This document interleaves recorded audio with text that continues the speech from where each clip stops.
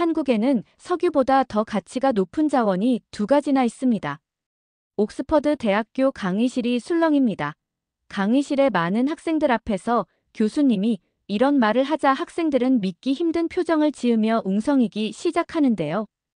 과연 석유보다 귀한 자원이 무엇인지 오늘의 사연 지금 바로 시작합니다. 영상 시작 전 구독과 좋아요 꼭 눌러주세요. 옥스퍼드 대학교 국제정치학과 강의실에 앉아 있는데 벌써 졸음이 몰려옵니다. 창밖으로 보이는 영국의 가을은 항상 우중충하고 비가 부슬부슬 내리는 날씨가 계속되죠. 저는 리나오라고 합니다. 중국 베이징 출신으로 현재 옥스퍼드에서 국제관계학을 공부하고 있습니다. 오늘은 해양전략 전문가로 유명한 카슨 교수님의 특별 강연이 있는 날인데 솔직히 별 기대는 하지 않았어요. 세계 정치와 자원 분배에 관한 이야기는 항상 듣던 내용이니까요. 강의실이 점점 채워지고 카슨 교수님이 들어오셨습니다. 항상 그렇듯 단정한 정장 차림에 깔끔하게 빗어 넘긴 머리 그리고 날카로운 시선이 인상적이에요. 교수님은 해양 안보와 각국의 해양 전략에 대해 차분하게 설명하기 시작했습니다. 저는 필기를 하면서도 내심 언제 끝날지 시계만 바라보고 있었죠. 그런데 갑자기 분위기가 달라졌어요. 제 뒤에 앉아있던 중국인 유학생이 손을 들고 질문했거든요. 왜 한국은 자원도 없는데 저렇게 성장할 수 있었을까요? 그 순간 강의실이 조용해졌습니다. 교수님의 표정이 변하는 것이 느껴졌어요. 마치 기다렸다는 듯한 미소를 지으셨죠. 흥미로운 질문이군요. 사실 오늘 제가 준비한 강의 내용과 일치하는 부분이 있습니다. 카슨 교수님은 프레젠테이션을 전환하셨습니다. 스크린에는 동아시아 지도가 나타났고 한국이라는 작은 나라가 붉은색으로 표시되었어요. 저는 한국에 대해 그동안 크게 관심을 둔 적이 없었습니다. 그저 K-팝이나 드라마로 유명한 나라 정도로만 생각했죠. 하지만 교수님의 다음 말에 제 생각은 완전히 바뀌게 되었습니다. 한국에는 석유보다 귀한 두 가지 자원이 있습니다. 첫 번째는 바로 바다입니다. 한국이 바다에서 어떻게 경쟁력을 키워왔는지 설명하기 시작하셨어요. 저는 그때까지 바다가 그저 물고기를 잡는 곳이라고만 생각했었는데 교수님의 설명을 들으니 바다가 어떻게 국가의 자산이 될 수 있는지 처음으로 깨닫게 되었습니다. 카슨 교수님은 한국의 조선 산업에 대해 이야기하기 시작했습니다. 세계 1위의 조선 기술과 해양 플랜트 건설 능력에 대한 설명이었죠. 스크린에는 거대한 선박들이 건조되는 모습과 바다 위에 떠있는 해양 구조물들의 사진이 하나씩 나타났습니다. 한국은 천연자원이 거의 없는 나라입니다. 석유도 천연가스도 없고 국토 면적도 작습니다. 하지만 그들은 바다를 통해 세계로 나아가는 전략을 택했죠. 교수님의 목소리에는 존경심이 묻어났습니다. 저는 그제서야 집중하기 시작했어요. 평소 저는 국가의 경쟁력이란 영토의 크기나 자원의 양에 달려있다고 믿어왔거든요. 그런데 교수님은 완전히 다른 관점을 제시하고 계셨습니다. 바다는 단순한 물이 아니라 무한한 가능성을 품은 공간입니다. 한국은 이 점을 누구보다 잘 이해했죠. 이어서 교수님은 한국의 해저 케이블 기술에 대해 설명하셨습니다. 전 세계 데이터의 98%가 해저 케이블을 통해 전송된다는 사실에 놀랐어요. 그리고 한국이 이 분야에서도 세계적인 기술력을 보유하고 있다는 점이 인상적이었습니다. 그런데 갑자기 일본 유학생 하나가 손을 들고 질문했습니다. 교수님, 저희 일본도 해양 기술이 발달했는데 한국과의 차이는 무엇인가요? 교수님은 잠시 생각하시더니 미소를 지으셨습니다. 그리고 프레젠테이션 화면을 다시 전환하셨어요. 좋은 질문입니다. 이제 한국의 두 번째 자원에 대해 이야기해 볼까요? 그건 바로 사람입니다. 화면에는 수많은 사람들이 촛불을 들고 모여있는 사진이 나타났습니다. 카슨 교수님은 한국의 평화로운 촛불 시위에 대해 설명하기 시작했어요. 수백만 명의 시민들이 모였지만 단 한 건의 폭력 사태도 없었다는 점을 강조하셨죠. 한국 사람들의 단결력과 질서의식은 세계적으로 유례가 없습니다. 이런 시민의식이 바로 그들의 두 번째 자원이자 가장 큰 경쟁력이에요. 저는 손을 들어 질문했습니다. 교수님, 사람이 어떻게 자원이 될 수 있나요? 그건 모든 나라가 가진 것 아닌가요? 교수님은 제 질문에 기다렸다는 듯이 대답하셨습니다. 물론 모든 나라에 사람은 있습니다. 하지만 국가적 위기나 도전에 어떻게 대응하느냐는 문화와 교육, 그리고 시스템에 따라 달라지죠. 한국은 그 점에서 특별합니다. 카슨 교수님은 한국의 전국 동시 재난 문자 시스템에 대해 설명하셨습니다. 어떤 재난이 발생하면 전국의 모든 휴대폰에 동시에 경고, 메시지가 전송된다는 내용이었죠. 영국에서도 볼 수 없는 시스템이라 신기했습니다. 한국은 위기 상황에서 국민들의 안전을 최우선으로 생각합니다. 그들의 시스템은 사람을 중심에 두고 있어요. 교수님의 말씀에 강의실 학생들이 고개를 끄덕였습니다. 저도 모르게 더 바른 자세로 앉아 집중하게 되었어요. 화면은 다시 전환되었고, 이번에는 학생들이 시험을 보는 장면이 나타났습니다. 이것은 한국의 대학 수학능력 시험 날입니다. 수능이라고 부르는 이 시험은 학생들의 인생을 결정짓는 중요한 시험이죠. 이날 한국에서는 어떤 일이 벌어지는지 아십니까? 교수님은 우리에게 질문을 던지셨습니다. 아무도 대답하지 못했어요. 저도 전혀 감이 잡히지 않았습니다. 이날 모든 회사는 출근 시간을 1시간 늦춥니다. 경찰차와 소방차는 수험생을 위해 응급교통 서비스를 제공하죠. 심지어 항공기 이착륙도 시험 시간에 맞춰 조정됩니다. 국가 전체가 이 학생들을 지원하는 거예요. 저는 놀라움을 감출 수 없었습니다. 중국에서도 가오카오라는 중요한 시험이 있지만 이런 국가적 지원은 상상할 수 없었어요. 다른 학생들의 표정에서도 같은 놀라움을 읽을 수 있었습니다. 이어서 교수님은 삼성, 현대, LG 같은 한국 기업들의 성장 사례를 설명하셨어요. 그들이 어떻게 세계적인 기업으로 성장했는지 보여주시며 이 모든 것이 사람에 대한 투자와 교육 덕분이라고 강조하셨습니다. 기술력도 중요하지만 그보다 더 중요한 건 정신력입니다. 한국인들의 끈기와 인내, 그리고 위기를 기회로 바꾸는 능력이 그들의 진짜 경쟁력이에요. 저는 점점 더 혼란스러워졌습니다. 지금까지 제가 믿어온 가치관이 흔들리는 것 같았어요. 국가의 힘은 영토와 자원에서 나온다고 배웠는데 교수님은 완전히 다른 이야기를 하고 계셨으니까요. 교수님은 이제 한국의 세대 간 변화에 대해 이야기하기 시작했습니다. 스크린에는 한 가족의 3대가 보였어요. 할아버지는 어부였고, 아버지는 포스코라는 제철 회사의 직원이었으며, 아들은 서울대학교 학생이었습니다. 이것이 바로 한국의 사회 이동성입니다. 단 3세대 만에 어부의 손자가 최고 대학의 학생이 되었죠. 이런 변화는 자원이 아닌 사람에 대한 투자로 가능했습니다. 저는 그 말을 듣는 순간 마치 가슴을 한 대 맞은 것 같았어요. 제 할아버지도 중국 시골에서 농사를 지으셨고, 아버지는 공장에서 일하셨습니다. 그리고 저는 옥스포드에서 공부하고 있죠. 비슷한 경로를 걸어왔는데 왜 저는 지금까지 그것을 당연하게 여겼을까요? 계속해서 교수님은 한국의 빠른 산업화 과정과 어려운 시기를 어떻게 극복했는지 설명하셨습니다. 일제강점기와 한국전쟁을 겪고도 오늘날 세계 10번째 경제대국이 된 이야기였어요. 실패를 두려워하지 않는 도전 정신, 그리고 위기 속에서도 서로를 돕는 공동체 의식, 이것이 바로 한국인들의 강점입니다. 강의실은 완전히 조용해졌습니다. 모두가 교수님의 말에 집중하고 있었어요. 저는 계속해서 메모를 했지만 사실 머릿속은 혼란스러웠습니다. 지금까지 제가 배워온 세계관이 흔들리는 느낌이었거든요. 교수님은 마지막으로 한국의 문화적 영향력에 대해 이야기했습니다. K-팝, 한국 드라마, 영화 등 소프트 파워가 어떻게 세계를 매료시키고 있는지 설명하셨어요. 이 모든 성공의 중심에는 사람이 있습니다. 창의성을 존중하고 새로운 도전을 장려하는 문화, 그리고 자신의 한계를 뛰어넘으려는 의지가 있기에 가능한 일이죠. 강의가 끝나갈 무렵 저는 계속해서 교수님의 말을 곱씹고 있었습니다. 그동안 저는 한국을 그저 K-팝이나 드라마로 유명한 작은 나라로만 생각했었어요.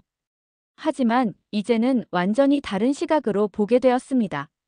자원이 없어도 세계적인 강국이 될 수 있다는 사실이 저에게는 큰 충격이었습니다. 강의가 끝나고 학생들이 하나둘씩 자리를 떠났지만 저는 여전히 자리에 앉아 생각에 잠겨 있었습니다.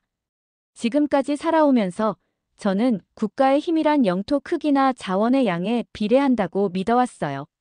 중국이 강대국인 이유도 넓은 영토와 풍부한 자원 때문이라고 생각했죠. 하지만 오늘 카슨 교수님의 강의는 제 생각을 완전히 뒤흔들어 놓았습니다. 나는 지금까지 어떤 기준으로 세상을 평가했을까? 내가 배워온 가치관은 정말 옳은 것일까? 머릿속에서 수많은 질문들이 떠올랐어요. 창밖으로 보이는 옥스포드의 고풍스러운 건물들이 갑자기 새롭게 보였습니다. 이곳에 와서 공부하는 이유도 다시 생각해보게 되었어요. 단순히 좋은 대학 학위를 얻기 위해서였을까? 아니면 정말 세상을 더 넓게 이해하기 위해서였을까? 교실에는 이제 저와 카슨 교수님만 남아 있었습니다. 교수님은 노트북을 정리하고 계셨어요. 저는 용기를 내어 앞으로 걸어갔습니다. 심장이 빠르게 뛰었지만 꼭 물어보고 싶은 것이 있었거든요. 교수님, 잠시 시간 괜찮으신가요? 카슨 교수님은 고개를 들고 미소를 지으셨습니다. 물론이죠, 리나오군. 무슨 질문이 있나요? 교수님은 왜 그렇게 한국을 존경하게 되신 건가요? 영국 사람으로서 동아시아의 작은 나라에 그렇게 관심을 갖게 된 특별한 이유가 있으신지 궁금합니다. 교수님은 잠시 생각에 잠기시더니 천천히 말씀하셨습니다. 사실 내가 처음 한국에 간 것은 군함 설계 자문을 위해서였네. 그때만 해도 한국이 어떤 나라인지 잘 몰랐지. 하지만 포항이라는 도시의 작은 어촌 마을에서 한 가족을 만났어. 할아버지는 평생 바다에서 물고기를 잡았고 아버지는 제철소에서 일했으며 아들은 서울대학교에서 조선공학을 공부하고 있었지. 그들의 이야기를 들으며 나는 깨달았네. 한국은 단순한 나라가 아니라 사람이 자원인 국가라는 것을. 교수님의 눈에는 존경심이 담겨 있었습니다. 저는 그 말에 깊은 감명을 받았어요. 한국 사람들은 절대 포기하지 않아. 어떤 어려움이 있어도 항상 길을 찾아내지. 그것이 내가 그들을 존경하는 이유야. 교수님의 말씀을 들으며 저는 깊은 생각에 빠졌습니다. 한국이라는 나라에 대해 이전과는 완전히 다른 시각으로 바라보게 되었어요. 그저 K-팝 아이돌이나 드라마로 유명한 작은 나라가 아니라 인간의 가능성을 극대화한 국가라는 사실이 놀라웠습니다. 혹시 교수님께서 한국에 다시 방문할 계획이 있으신가요? 제 질문에 카슨 교수님은 밝게 웃으셨습니다. 다음 달에 울산에 있는 해양기지를 연구차 방문할 예정이야. 현대중공업의 조선소도 둘러볼 계획이고. 저는 그 말을 듣는 순간 갑자기 기회가 온 것 같은 느낌이 들었어요. 지금까지 한 번도 한국에 가본 적이 없었지만 직접 눈으로 확인하고 싶다는 강한 욕구가 생겼습니다. 교수님, 혹시 저도 함께 갈 수 있을까요? 한국의 해양 산업과 그들의 성공 요인에 대해 더 깊이 연구해보고 싶습니다. 카슨 교수님은 잠시 저를 바라보시더니 고개를 끄덕이셨습니다. 물론이지, 학생들의 호기심과 열정을 응원하는 것이 내 일이니까. 울산 방문 일정을 정리해서 이메일로 보내줄게. 필요한 서류도 준비해야 할 테니 빨리 시작하는 게 좋겠구나. 교수님의 허락에 기쁨을 감출 수 없었습니다. 강의실을 나오는 발걸음이 한결 가벼웠어요. 기숙사로 돌아가는 길에 저는 한국에 대해 더 알아보기로 결심했습니다. 도서관에 들러 한국의 역사와 문화 산업에 관한 책들을 빌렸어요. 오늘 밤은 잠을 포기하고 공부해야 할 것 같습니다. 기숙사 방에 도착한 저는 컴퓨터를 켜고 한국에 대한 정보를 검색하기 시작했습니다. 전쟁의 폐허에서 어떻게 경제 강국으로 성장했는지 그 과정이 궁금했어요. 화면에는 서울의 야경이 나타났습니다. 한강을 따라 반짝이는 불빛들과 현대적인 건물들이 인상적이었어요. 이런 도시가 불과 70년 전에는 전쟁으로 완전히 파괴되었다는 사실이 믿기지 않았습니다. 마치 불사조처럼 재에서 다시 태어난 나라 사람들의 힘으로 불가능을 가능하게 만든 나라. 저는 한국행 비행기 티켓을 예약하기 위해 항공사 웹사이트를 열었습니다. 런던에서 서울까지 직항 노선을 검색하며 설렘을 느꼈어요. 교수님과 함께하는 울산 방문 외에도 서울과 부산도 꼭 가보고 싶었습니다. 그들의 문화와 사회를 직접 경험하고 싶었어요. 다음 날 아침 저는 평소보다 일찍 일어났습니다. 밤새 한국에 대해 읽느라 거의 잠을 자지 못했지만 오히려 더 활기찬 기분이 들었어요. 머릿속은 새로운 지식과 궁금증으로 가득 찼습니다. 아침 식사를 하며 교수님이 보내주신 이메일을 확인했어요. 울산 방문 일정과 필요한 서류 목록이 첨부되어 있었습니다. 드디어 다음 달 15일 출발 확정 교수님과 다른 연구팀 일행들과 함께 움직이게 될 예정입니다. 울산 현대중공업 조선소와 해양기지 견학은 물론 포항제철소 방문도 포함되어 있었어요. 일정을 보니 더욱 기대가 됐습니다. 오늘은 국제법 수업이 있는 날이라 서둘러 준비했습니다. 강의실로 향하는 길에 어제와는 다른 기분이 들었어요. 세상을 바라보는 저의 시각이 조금씩 변하고 있다는 것을 느꼈거든요. 자원의 크기나 국토의 넓이가 아니라 사람의 힘과 가능성에 초점을 맞추게 되었습니다. 수업이 끝난 후 도서관에서 한국의 교육 시스템에 대한 자료를 더 찾아보았어요. 한국이 어떻게 짧은 시간 안에 문맹률을 크게 낮추고 고등교육을 확대했는지 그 과정이 놀라웠습니다. 국가 재건을 위해 인적자원 개발에 모든 것을 걸었다는 점이 인상적이었어요. 저녁에는 한국 영화를 한 편 보기로 했습니다. 기생충이라는 영화였어요. 오스카상을 받은 작품이라고 해서 궁금했거든요. 영화를 보는 내내 한국 사회의 모습과 그들의 치열한 삶의 방식에 대해 생각하게 되었습니다. 빈부격차와 사회 문제를 그린 영화였지만 그 안에서도 인간의 끈기와 가족애를 느낄 수 있었어요. 영화가 끝나고 창밖을 바라보니 어느새 깊은 밤이 되어 있었습니다. 옥스포드의 고풍스러운 건물들 사이로 달빛이 비치고 있었어요. 저는 문득 한국에서는 지금 아침이 밝아오고 있다는 생각이 들었습니다. 지구 반대편에 있는 그 나라에 대한 호기심이 더욱 커졌어요. 내일은 여권과 비자 신청을 위해 서류를 준비해야겠습니다. 한국 방문이 현실로 다가오고 있다는 생각에 가슴이 뛰었어요. 이제 저는 단순히 학문적 호기심을 넘어 진정한 이해를 위한 여정을 시작하고 있었습니다. 작은 나라가 아니라 위대한 사람들의 나라 그곳에서 저는 무엇을 배우게 될까요? 한 달이 빠르게 지나갔고 드디어 한국행 비행기에 오르는 날이 되었습니다. 런던 히스로 공항에서 카슨 교수님과 다른 연구팀 일행들을 만났어요. 모두 6명이 함께 움직이게 되었죠.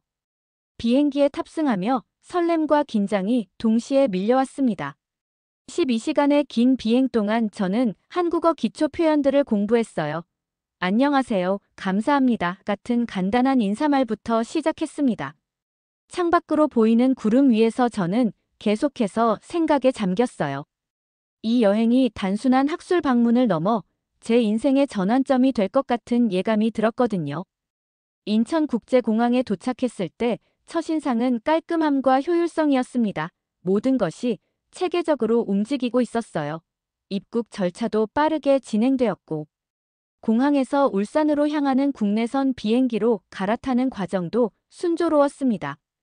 울산에 도착하자마자 저희를 맞이한 현대중공업 관계자들은 매우 친절했어요. 호텔에 짐을 풀고 간단한 오리엔테이션을 받았습니다. 내일부터 본격적인 일정이 시작된다는 설명이었어요. 다음 날 아침 저는 일찍 일어나 호텔 창문을 통해 울산의 모습을 바라보았습니다. 산업도시의 활기찬 분위기가 느껴졌어요. 아침 식사 후 저희 일행은 현대중공업 조선소로 향했습니다. 조선소에 도착하자 그 규모에 압도되었어요. 거대한 선박들이 건조되고 있었고 수천 명의 사람들이 분주하게 움직이고 있었습니다. 가이드의 설명에 따르면 이곳은 세계 최대 규모의 조선소 중 하나라고 했어요. 저는 특히 선박 설계실에 관심이 갔습니다. 수많은 엔지니어들이 최첨단 기술로 선박을 설계하는 모습이 인상적이었어요.